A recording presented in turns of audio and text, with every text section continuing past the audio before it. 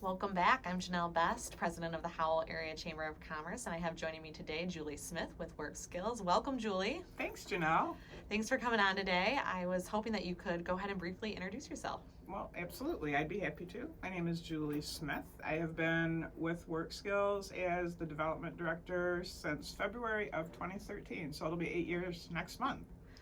Wow, that's amazing. I knew that you've been with WorkSkills for a while, but I didn't realize that it had been 8 years. Wow, that's phenomenal. So I am going to jump right into it today because I want our listeners to get a good understanding of exactly what WorkSkills is. And if you could, just give us a brief history of WorkSkills Corporation. Sure. And with time constraints, it's kind of funny because, we could talk about WorkSkills for days, and I won't. Oh, I know. I've been on the tour. Oh. Were you on my tour? I think I was on your tour. Then. Yep. It's an awesome tour, by the way. Thank you. When you guys are doing, I don't know if you're doing them right now, but when you are, if you can again, it's an amazing way to learn all about work skills. And honestly, I think even during the tour, it just hits the tip of the iceberg. So right. I won't take any more time. Go ahead and jump on in. So we were started in 1973. There was a group of concerned parents, all of whom had children with disabilities. And when they were in school, they had a lot of supports. But once they aged out of the school system, there was really no transition, no planning for them. So the parents got together, literally, and started working with these young people. And that's really where we began, right? That was the grassroots story of where we came from. And we basically are an employment and training organization. And WorkSkills Corporation is our for real name, but the vernacular is WSC. Awesome. So who do you serve? Because I know you said the organization started back in the 70s, and it is a totally different organization today. Same mission, obviously, and same overarching idea, but who do you serve, and what is the number of people? And so we serve anyone with a disability or another barrier, and to us a barrier is something that would keep someone from finding or holding on to a job, right? So you think about it, we kind of are Livingston County's best kept secret. I talk to people all the time who've been around the area for years, maybe not all 48 of them, but at least decades. And they really think that it's just people with a physical disability, and it's really not. Like something kind of you might not think of if someone can't stand, right? And they need to be seated while they're working. Absolutely, we can do that. Or if somebody can only work a few hours a day. So it's whatever we can do to help people become successfully employed, and the goal is always to have them employed in the community, right? So we want them to be competitively employed at real jobs in the community. So, and when you say community, what does community look like to you guys? What does that service area entail? Basically, we're headquartered in Brighton, so we serve Livingston County. We also have an office in Ann Arbor. We do work in Walled Lake. We have folks in Southfield. We do work in Jackson. So it's really southeast Michigan, but our home base is Livingston County. And so that's home, but we use the broader term of community. Absolutely, and Livingston County is really a community in and of itself. So, again, that's a common theme that we hear on this show. I know this is only our second episode, and I just mentioned this earlier, but it is. It is. It's not like it's Brighton or it's Howell. It's Livingston County. And even being in the nonprofit world, I value my nonprofit friends who do the same thing I do across the county. Absolutely. And I learned something new because I guess I didn't realize that you serve a big portion of Southeast Michigan. So did you not pay attention during the tour? Apparently I didn't. So you know what? It might have just been a refresher for me because it's been probably almost close to 2 years since I took that tour. So and there's a lot, right? There so is. You mentioned the tours, and I promise I won't go down a rabbit hole, but I was thinking about this earlier. Last February was the last tour, right? I did a monthly breakfast and tour aside from all the other little tours, and it breaks my heart because people can't get to WorkSkills and meet our people, right? The participants are the ones that make your heart happy. It is. That's a great way to put it. And you always find words like that or phrases like that I think just really frame WorkSkills in such a light. And it makes your heart happy. And So I'm going to keep going here because I know you got information to share, and we kind of keep digressing, and hopefully we can jump around it and come back to some of this stuff. But what's new with WorkSkills? Oh, thanks for asking. So I will be brief, as only I can be brief. So we have right now, we're like a family of companies. We have production services, home healthcare, Action Associates, WSC Academy, Artisan Corner, Studio West, residential program, right? So we have a home in Howell that is for people with a brain or spinal cord injury. We opened that in 2014. Right now, we are in the process of opening our second residential home, and this will serve folks with intellectual or developmental disabilities. Right now, we found out from Community Mental Health, there are over 40 people who are over an hour away from their friends, their family, their supports because of the lack of affordable, accessible, quality residential programs. So we embarked on that. We closed on the house in March. It was, we had a budget, and then the house had been vacant for several years, and it really has basically become a new build. So this is our $1 million thing that we're doing right now, and it's going to be great. It will also be in Howell. I'm stopping by to take videos periodically and posting them so that people can see what we're doing. And you're posting them where? On Facebook, mostly. I'm working on getting them up on our website so that people can see. The really cool thing is we're on track to be open in April, which is great, but we have lots of things that we need. Like we found out, just as an example, it's going from 1,600 square feet to 6,700 square feet of living space on 2 levels. And we had a stair chair plan to access both of the levels.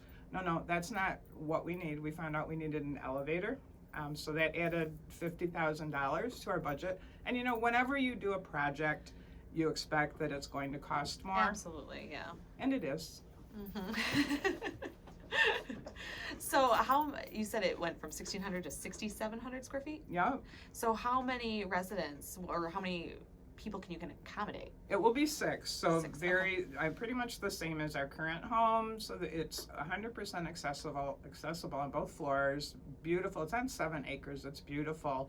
Basically added another wing for the bedrooms. So there's 6 private bedrooms, each with a full bathroom attached. In fact, my videos that I just posted this morning, I showed the roll-in shower. Like, it's going to be great. Beautiful common areas. It's going to be a basketball court out back, therapeutic gardens, sensory stations. I'm really excited to be able to just show it to people in person. I was just going to say, I can't wait to sign up to go see that. Okay. So, yeah, we would love to take a little sneak peek at what you guys are looking at opening in April, right? Hopeful. Okay. All right. Fingers crossed. Okay, so we're gonna move on. That's fantastic. I know you guys do a lot of amazing things, and that makes my heart happy. So, tell me a little bit about your foundation. So the WorkSkills Foundation was created in 2005 as a way to support work skills, right? So we're very thankful that the community supports the foundation. We in turn support work skills.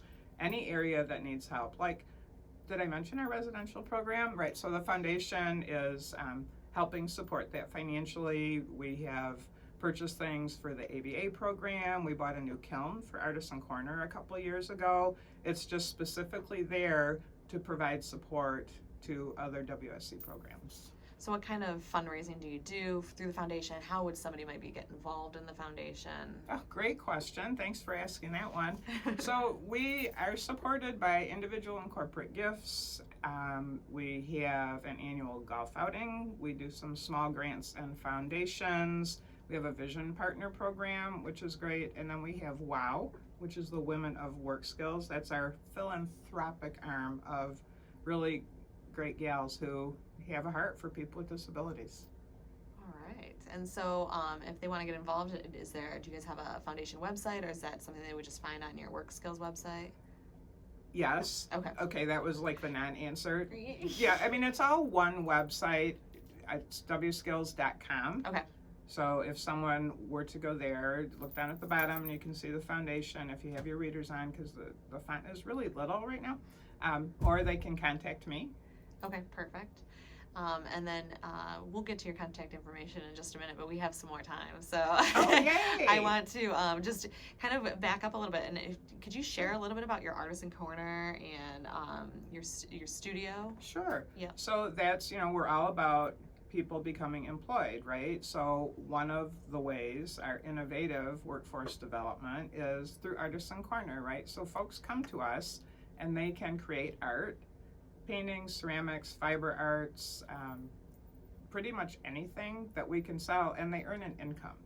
So Artisan Corner has really been a creative outlet for our participants. So I really didn't mention this, so because I'm just going to talk really fast. So when people are at WorkSkills in the vocational training, they are doing real work for real customers, getting the skills they need to be successful, and they're getting real paychecks. So they're doing real jobs and earning an income.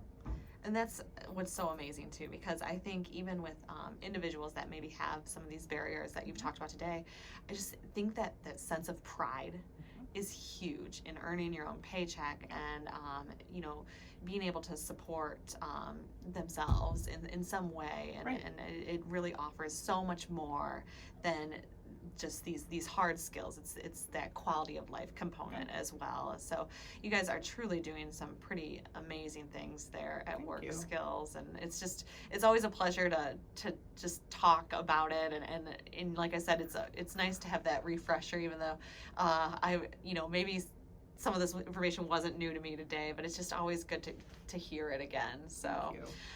is there anything else that you'd want to share with us today? Of course, we want to get your contact information should anybody be interested in contacting you or reaching out about getting involved on the foundation side or just learning more about WorkSkills in general. Absolutely. And when I talk about my happy heart, it's because the participants, they get a sense of pride and of confidence, self-confidence as they become more independent. And I am all about showing people, although probably one at a time, depending on what's going on in our world, I am happy to give people tours. I am happy to do it virtually if that's necessary. Do you want my contact information? Yeah, why don't you go ahead and share us the website and just your email real quick if you're comfortable sharing that. Oh, and, sure. Yeah. So the website is WSkills.com, SKILLS.com. My email, I'll give you the easy one, Julie S, as in Smith, at WSkills.com. All right, awesome. Thank you so much for joining us today, Julie. It has been a pleasure to just learn a little bit about you and your involvement in WorkSkills and just the organization as a whole. I'm so excited for your opening of your residential home in April, and then what's everything to come, because you guys continue to do such amazing work, and we're excited to see where that leads. So. Thank you. Appreciate the opportunity. All right. Well, I think that concludes our show for today. So thank you for tuning in, and join us next time as we welcome more guests from the community to learn about our businesses and the happenings here right in Howell.